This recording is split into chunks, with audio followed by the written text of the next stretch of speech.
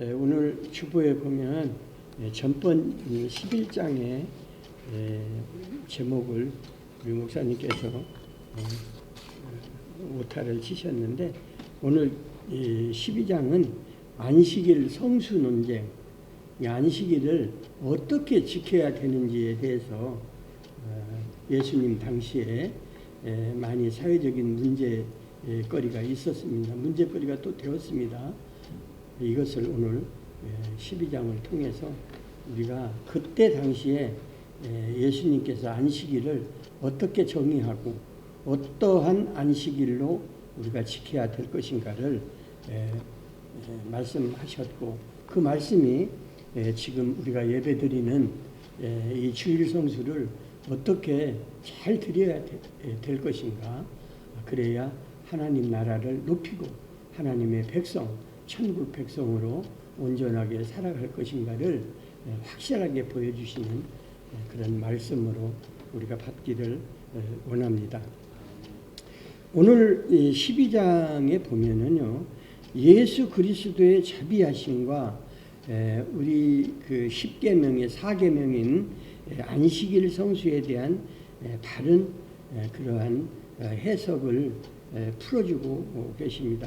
또 하나님 나라는 예수 그리스도를 통해서 이미 이 땅에 그 천국이 임한 사실과 예수 그리스도와 함께 삶을 살아가는 그러한 내용을 증거하고 있다고 보겠습니다.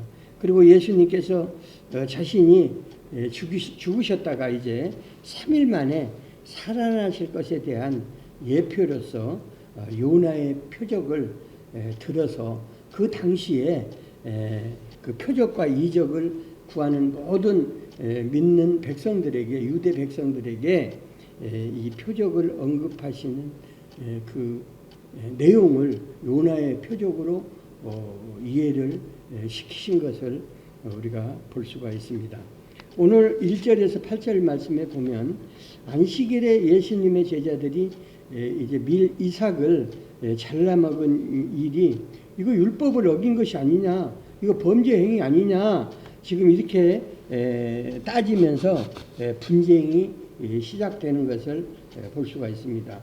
그래서 안식일에 예수님의 제자들이 이제 밀 이삭을 먹은 일에 대해서 바리새인들은 이 하나님의 제자들, 그 예수님의 제자들이 밀 이삭을 자르는 일을 함으로써 율법을 범했다, 죄를 범했다, 이거 있을 수 없는 일을 했지 않느냐, 범죄 행위를 했지 않느냐 하면서 비난하고 논쟁을 이렇게 시작하면서 예수님을 공격하는 그러한 내용이 되겠습니다. 제가 어디를 보니까요, 그 당시에 안식일에는 뭐 한 7, 8가지가 이렇게 정해져 있는데 크게 몇 가지를 한번 좀 그냥 듣기만 하시면 되겠습니다. 무엇을 금하고 있는지를 그거를 우리가 깨달아야 안식일에 그 당시에 유대 시대 때에, 예수님 시대 때에 안식일이 율법적으로 어떻게 엄격하게 정해져 있는가를 깨달을 수 있기 때문에 제가 이 말씀을 한번 생각합니다. 조례하라고 그래서 씨 뿌리기, 씨를 뿌리고 물 주고 이런 거 하면 안 된다는 거예요. 그때 당시에는 목축업, 농업을 했기 때문에 이거 아주 중요한 일입니다. 근데 안식일 날은 이걸 하면 안 돼요. 근데 안식일은 지금하고 다릅니다. 지금은 이제 우리가 일요일이라고 하고 주일이라고 합니다만은 그 당시에 안식일은 하나님께서 창세기 2장 2절에 보면은 우주 만물을 창조하시고 마지막 날에 쉬셨다, 이렇게 해서 안식일을 꼭 지켜야 된다는 그런 안식일을 제정한 말씀이 나오고 있습니다. 여기에 근거해서 이제 시내산에서 모세에게 그 출애굽한 백성들에게 10가지 돌판에다 기록한 10계명을 주셨는데, 여기에 4번째의 안식일에 대한 규례를 정해 주셨어요. 그래서 이 안식일은 뭐냐 하면, 안식일은 그 당시에 금요일에서 해가 지면서부터 시작해서 토요일날 해가 져서 별이 3개 보일 때에까지를 안식일이라고 했습니다. 그러니까 보통 토요일이라고 이렇게 하면 되고요. 오늘 말씀을 보면 밀 이삭을 잘라 먹었다고 하니까 밤에는 아니었던 것 같아요. 아마 토요일 날, 안식일 날 이 일을 제자들이 이제 밀 이삭을 잘라 먹는 일을 했던 것 같습니다. 그 다음에 코짜이르, 이거는 코레시라고 해서 밭을 갈면 안 돼요.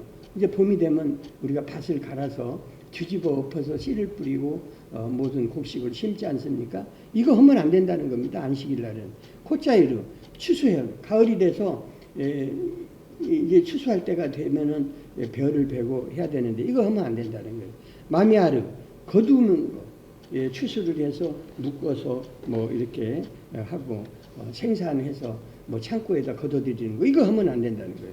그 다음에 덫이, 타작하기, 벼를 털거나 뭐 이렇게 우리가 저도 어렸을 때 보면 타작기가 이렇게 돌아가는 거 발로 밟아서 이 벼를 거기다가 놓고 알매기를 이렇게 터는 것을 봐서 이걸 타작이라고 그러는데, 이제 타작 이거 안 된다는 거예요. 그 다음에 보레르, 고르기 하는 거, 뭐 땅을 고르기 하나 양식을 고르기 하나 이런 것도 안 되고, 그 다음에 골가, 이제 골라내는 거 뭐 이런 거, 이런 것을 해서는 안 되는, 엄격하게 안식일 날은 이거를 금한 것을 우리가 알 수가 있습니다. 그래서 이 제자들이 밀 이삭을 잘라 먹은 일에 대해서 바리새인들은 예수님의 제자들이 이거 율법을 봉했는데 이거 잘못된 거 아닙니까? 그러니까 예수님은 배고픈 제자들의 행위를 율법을 범한 것으로 여기지 않고 제자들의 배고픔에 대한 자비와 긍휼을 앞세워야 된다는 말씀을 하시므로 바리새인들이 알고 있는 이 비난, 이 율법에 대한 이 근본 뜻을 일축시켜 버렸습니다. 그리고 그들은 밀 이삭을 손으로 비벼서 껍질을 벗겨 먹는 일까지 이렇게 아까 제가 말씀드렸죠. 이거 안식일을 범하는 일이었어요. 먹고 사는 일까지도 조심해야 된다는 것을 말씀하고 있습니다. 예수님의 이런 대답은 율법의 근본이 뭐냐면은 하나님의 사랑과 긍휼의 있음을 나타내는 거예요. 어렵게 해서 믿는 사람들을 괴롭히려고 하나님께서 제정해 주신 것이 아니라 여기에는 하나님께서 사랑하시고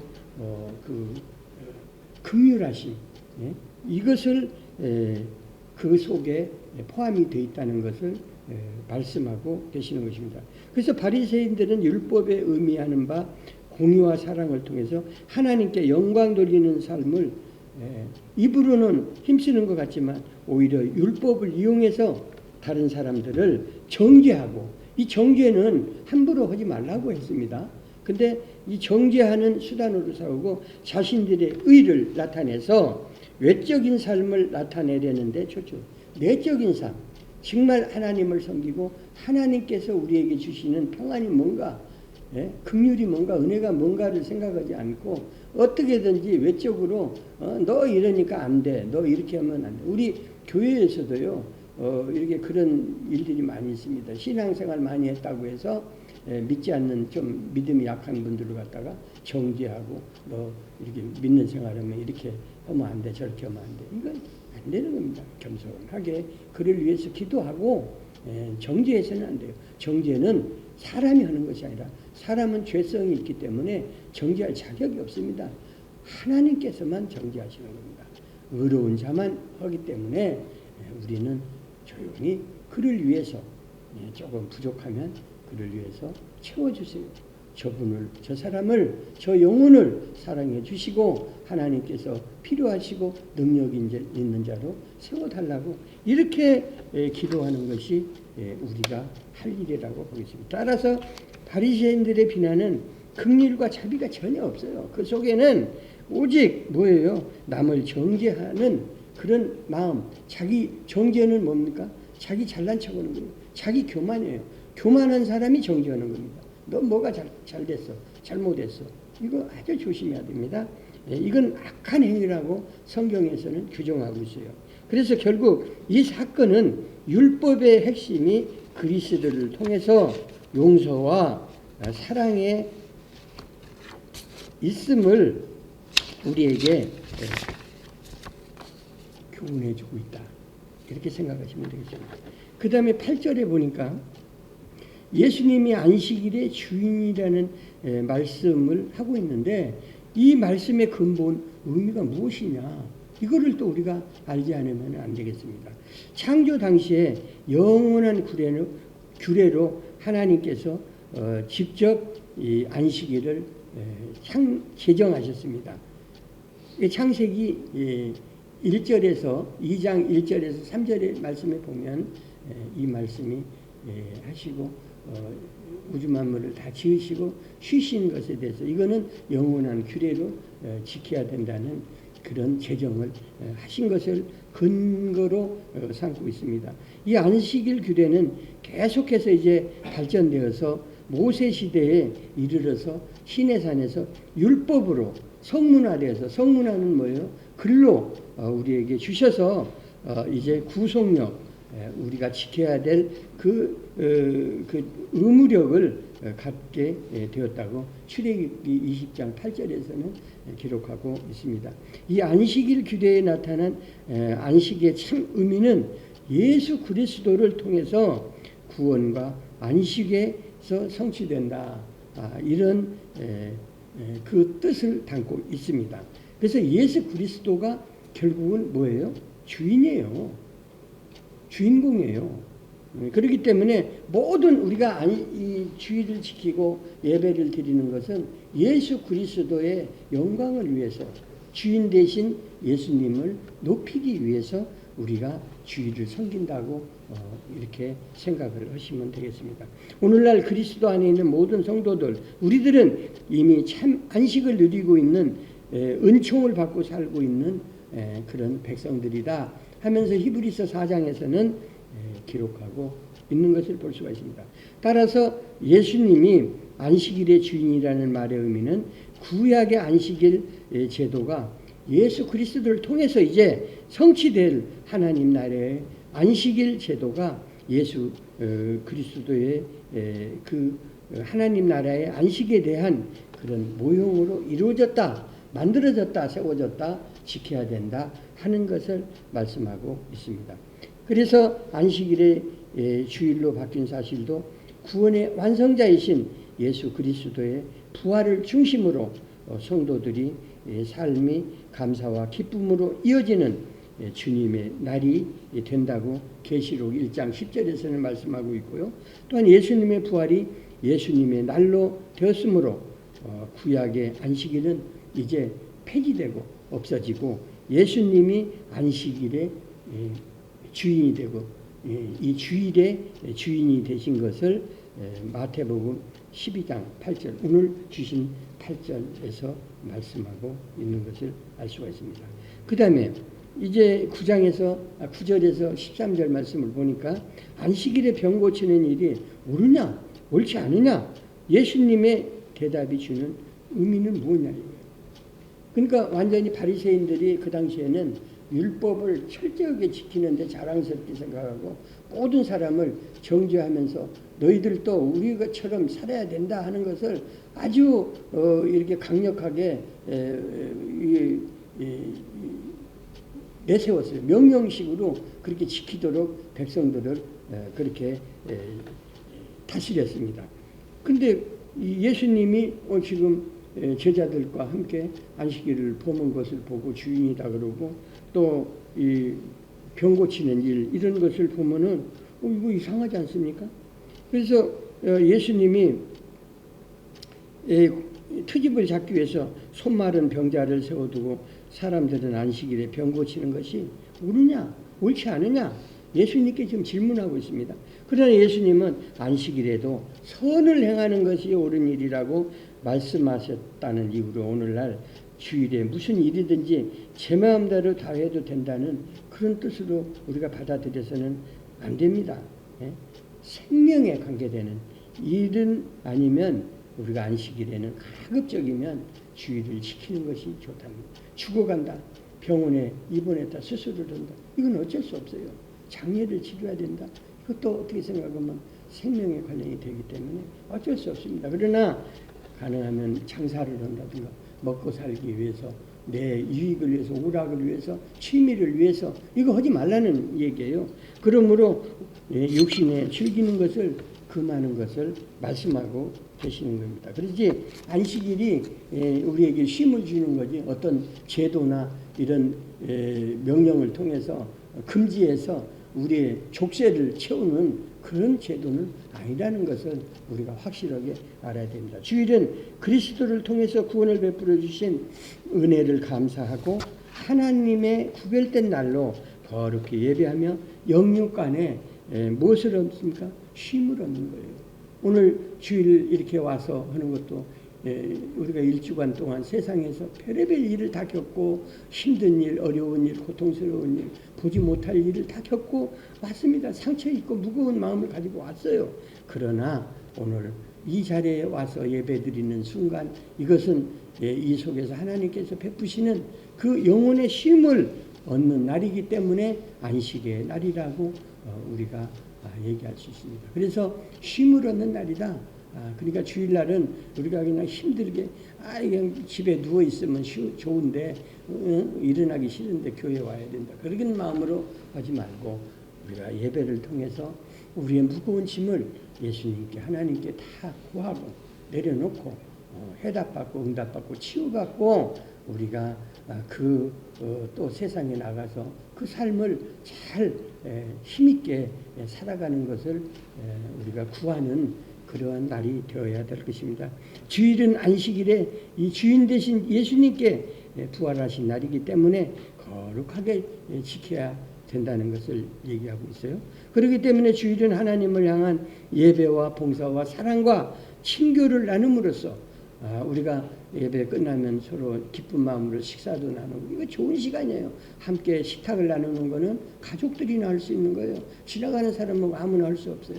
가족이기 때문에 우리가 하는 거예요. 믿음 안에서 가족과 같이 이런 친교를 나눔으로써 앞으로 하나님 나라에 들어갈 그러한 삶을 이 땅에서 미리 안식하는 삶을 통해서 맛보는 날로 우리가 삼아야 되는 그 의미가 아주 담겨져 있다. 이렇게 생각하시면 되겠습니다. 그래서 14절에서 21절 말씀을 보니까 이사야 선지자를 통해서 예언된 그리스도의 모습과 또 그 뜻이 무엇인지를 말씀하고 있는데 마태는 온유하신 성품으로 복음을 전하는 예수 그리스도의 모습에 대한 이사야 유명한 말씀이에요. 42장 1절에서 3절에 있는 말씀과 같이 장차 오실 고난의 예수 그리스도 메시아에 대한 예언을 지금 예수님께서 인용하고 설명하고 있습니다.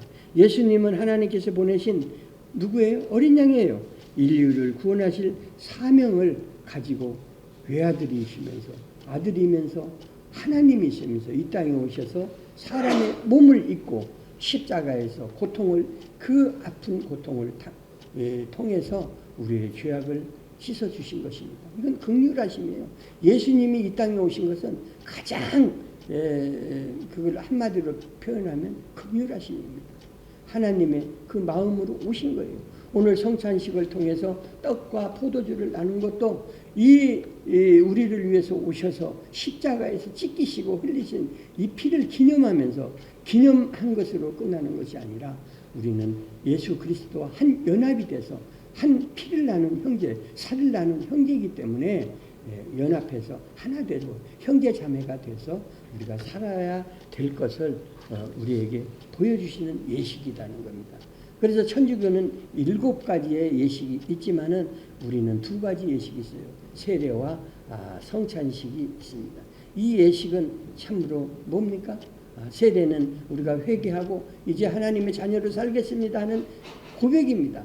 돌아오는 겁니다. 중생하는 겁니다. 그리고 우리가 성찬식은 뭡니까? 예수님께서 우리를 위해서 죽으심에 대한 우리도 함께 그 뜻을 기념하고 기억하면서 나누는 그러한 예수님과 연합된 시간을 만들고 그렇게 살겠습니다 하고 다짐하는 그런 시간으로 삼는 것이 바로 이 성찬식입니다. 그래서 이 성찬은 교회에서 아주 중요한 예식입니다.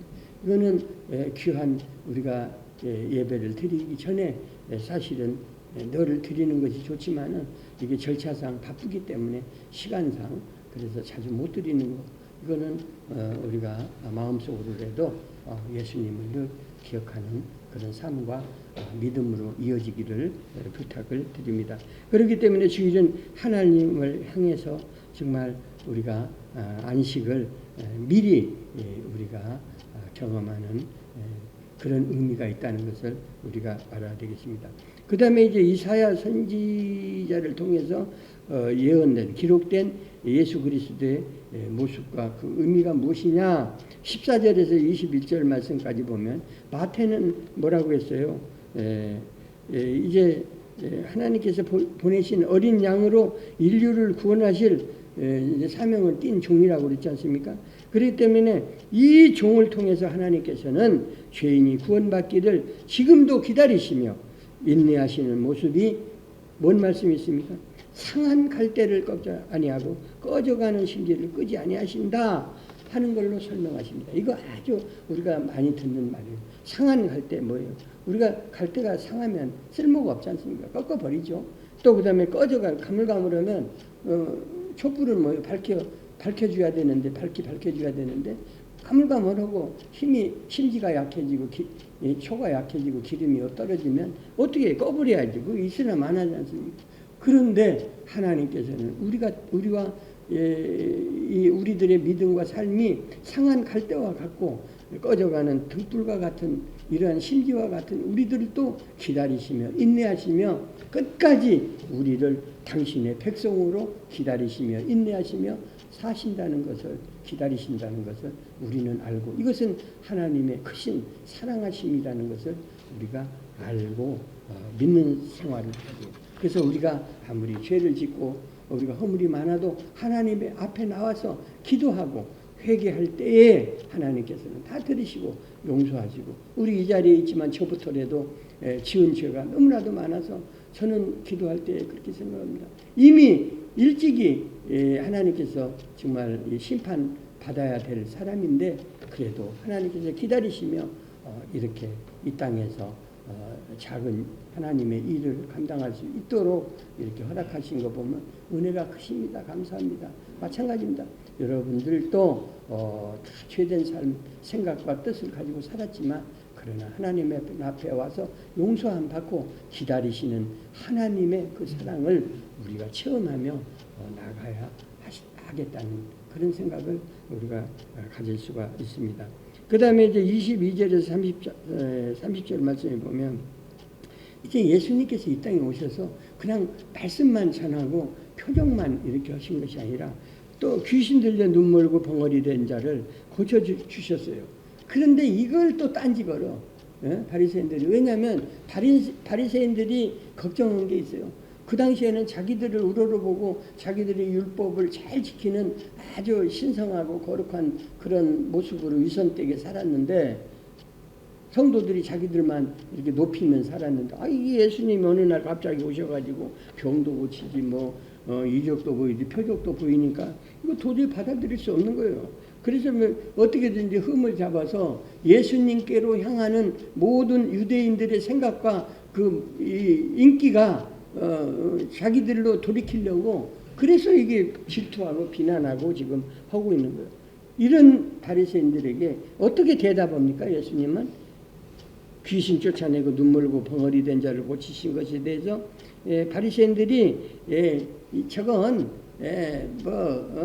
바알세불, 그 당시에 왕, 귀신의 왕, 사탄의 왕의 능력을 입어서 베풀었다. 저거 별거 아니다. 이렇게 비난하고 있습니다. 그리고 예수님은 하나님의 성령을 힘입어 귀신을 쫓아낸다고 설명하는데도 알아듣지를 못해요. 또 알아듣지만은 그거를 인정하지 않으려고 합니다. 어떻게든지 지금 예수님을 가르쳐서 끌어내려서 이 치명적인 그런 험담을 통해서 예수님을 못된 사람, 믿지 못할 사람으로 만들기 위한 그러한 질투심에서 이루어졌다고 우리가 볼 수가 있죠. 하나님의 성령으로 말미암아 귀신이 도망한 것은 하나님 나라가 이미 이 땅에 온 것을 지금 말씀하고 계십니다. 예수님께서. 이거 놀라운 얘기죠. 하나님 나라가 지금 와 있어요.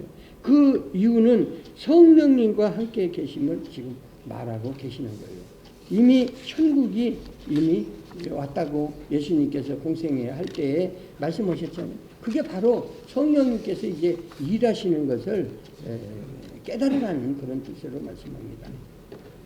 하나님 나라는 예수 그리스도를 통해서 이미 이 땅에 성령으로 나타나셨고, 예수님을 메시아로 받아들이는 자는 하나님 나라의 백성으로 하나님의 주권과 통치를 받고 사는 구원받은 우리들이라고 말씀하고 있는 것입니다. 그래서 하나님 나라 천국은 성도들이 죽는 후에야 들어가는 하나님 나라이고, 이 땅에도 이미 천국이 와서 도래해서 하나님의 주권과 통치로 하나님 나라가 이제 다가왔고, 또 장차 부활해서 완전한 통치로서 이루어지는 하나님 나라, 영원한 나라에서 우리가 살게 될 것을 예수님께서 말씀하고 있습니다. 그 다음에 이제 31절, 32절 성령을 회방한 자, 이렇게 예수님께서 언급하시고, 그 다음에 이제 33절에서 37절 말씀을 보면은 여러 가지 말, 우리가 말하는 말이 어디에서 오는가 이런 것이 있는데, 우선 그 성령 회방죄에 대해서 간단하게 말씀을 드릴 것은 사도행전 5장 1절에서 11절 말씀에 보면 아나니아와 삽비라 부부가 나옵니다. 이 예배를 잘 드리고 믿음이 좀 어느 정도 있었던 것 같아요. 그래서 베드로에게 가가지고 내가 재산을 정리해서 이제 다 교회에다 바치겠다. 그 당시에는 모든 믿는 백성들이 재산이나 소유를 팔아서 교회에다 헌금하고 바쳐서 여러 사람, 어려운 사람들을 나눠주고 구제하는데 썼거든요. 아주 아름답거든요. 그러니까 자기도 그런 어떤 믿음의 마음이 있어서 다 바치겠다고 했는데, 이거 팔고 보니까 좀 아까운 생각이 드는 거예요. 다 교회에다 드리기는 좀 그래요. 그래서 살짝 좀 띄워놓고 숨겨놓고 베드로에게 주니까 영적으로 깨어있는 베드로가 이거밖에 안 되냐, 왜 속이느냐 해서 아나니아와 삽비라 부부가 죽는, 아주 성경에서 불행한 사건을 겪는 게 나와요. 이것은 성령을 속였기 때문에 그렇습니다. 우리도 어려운 일이 있을 때 내가 이렇게 해주면은 이렇게 하겠습니다 하고 소원을 해요. 하나님께 기도하지 않습니까? 그래 놓고 이루어지면 싹 잊어먹어버려요. 이제 그 어려움이 다 해결이 되니까, 이게 문제예요. 우리 믿는 사람들 이거 잘해야 됩니다. 약속했으면, 하나님께 약속했으면, 성령님께 약속했으면 이것을 속이면 안 됩니다. 이게 성령 회방죄예요. 하나님께서는 성령 회방죄를 아주 경솔히 이게 적게 보시는 것이 아니라 아주 크게 보고 이 심판을 반드시 한다는 것을 우리가 볼 수가 있어요. 그래서 우리가 성령을 잘 우리가 섬기고 성령님께 우리가 약속하신 그런 믿음을 우리가 늘 지켜서 그 믿음을 우리가 보여주는 그런 삶을 해야 되겠습니다. 그 다음에 이제 제일 중요한 38절에서 40말씀에 보면 요나의 표적이 나요. 당시 바리새인들과 서기관들은 표적 좀 보여주라 그러면 우리 있는 데서 자기들이 이제 직접 보질 못하니까 이제 지금 우리 눈앞에서 좀 보여달라고 그럽니다. 그러니까 이 예수님을 메시아로 보지 않고 무슨 그 마술사나 표적을 이렇게 베푸는 사람으로 보고 이게 흠을 잡기 위해서 예수님께 그런 목적에서 요구한 거예요. 이게 진짜 하나님의 아들로서 온 것을 인정하지 않고 어떻게 하다가 보니까 이게 고쳤겠지 하고 그걸 지금 어떻게든 트집 잡으려고 합니다. 이때에 예수님께서 하신 말씀이 있어요. 요나의 표적밖에는 보일 필요가 없다. 이 요나 표적이 뭐예요? 요나가 하나님의 명령을 받고 니느웨로 가서 복음을 전파하라고 했는데, 자기 생각해 보니까 니느웨가 아주 타락한 도시거든요. 생각도 하기 싫거든요. 가기 싫고 다시스로 도망가다가 어떻게 풍랑을 만나서 배가 이게 전복이 돼서 뱃속에 이 바닷속에 떨어져가지고 물고기 뱃속에서 3일간 살다가 살아났지 않습니까? 그래서 그 3일간 뱃속에 있었던 것을 예수님께서는 지금 말씀하고 계시는 거예요. 이게 가장 큰 표적이다. 뭐 병 고치고 뭐 낫게 하고 무슨 예수님께서 행하신 뭐 먹이고 입히고 이런 것이 중요한 것이 아니라 인류를 위해서 우리를 위해서 3일간 땅 속에 있다가 무덤 속에 있다가 살아나신 일이 이게 중요한 표적이다. 이렇게 예를 들어서 말씀하시는 것을 우리가 볼 수가 있습니다. 그렇기 때문에 예수님은 요나보다 더 크시고 솔로몬 그 당시에 솔로몬은 상당히 지혜롭고 유명한 왕이고 복받은 왕이라고 했지만 솔로몬보다 더 크신 분이 예수 그리스도라 하는 것을 이렇게 말씀을 하고 있습니다. 그러면서 이제 45절에서 50절 말씀에 보면 형제들이 이제 그 친구들이 예수님의 형제와 자매를 어머니를 모시고 와서 얘기합니다. 그 당시에 예수님의 형제간을 보면 한 4명 정도가 형제간이 있었고 다른 한 2명 이상이 있지 않았나 이렇게 지금 생각을 하고 있습니다.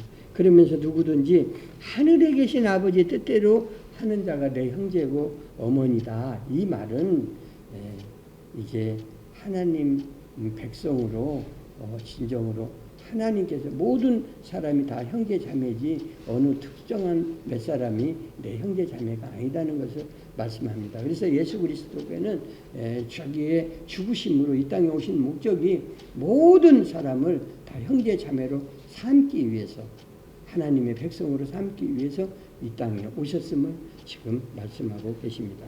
그래서 우리가 안식일에 이 분쟁을 우리가 오늘 주신 말씀을 통해서 그 당시에 바리새인들이 안식일을 왜곡한 그러한 삶을 살았던 것을 예수님께서는 바르게 안식일의 주인이 그런 율법이 아니라 예수 그리스도 자신이다 하는 것을 분명히 이렇게 가르쳐 주셨다고 보겠습니다. 그래서 오늘 이 12장 말씀은 바로 그런 뜻에서 우리에게 주시는 말씀이다 하고 이 말씀을 우리가 잘 생각해서 주일날 우리가 교회에 와서도 주인 되신 예수 그리스도께 우리가 다 구하고 말씀드리고 또 회개하고 그래서 용서함 받고 치유받고 회복 받아져서 진짜 영적으로 육적으로 쉼을 받는 우리 모두가 되시기를 주의 이름으로